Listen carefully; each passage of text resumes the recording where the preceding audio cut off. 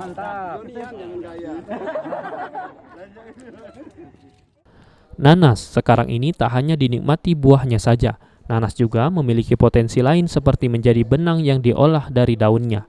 Kepala Dinas Pertanian Kota Prabu Muli Pribadi Roso mengungkapkan benang dari serat daun nanas terutama dari hasil perkebunan Kelurahan Pati Galung sudah dikirim hingga ke Bali untuk diolah menjadi kain tenun.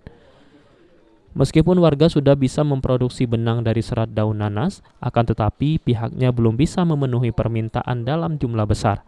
Hal tersebut dikarenakan keterbatasan alat pemintal dan baru mampu memasok sekitar 1 kuintal dalam 1 bulan.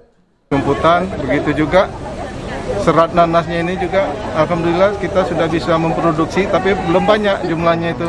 Baru 1 mesin baru punya kita. Dan memang sudah dikirim ke Bali situ. Kalau situ mungkin 1 kuintal baru bisa. 1 kuintal itu Per bulan. Per bulan ya? Iya. Dari berapa daerah Pak? Wilayah Prabu Muli? Baru 1 situ. Yang di Pati Galung itu. Karena terbilang unik dan masih jarang, permintaan benang dari serat daun nanas cukup tinggi.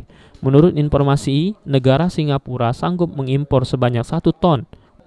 Untuk menaikkan jumlah produksi, Dinas Pertanian akan menggandeng perusahaan untuk memberikan dana CSR, penyediaan alat pintal yang harganya mencapai 50 juta rupiah. Beni Firdaus, PAL TV.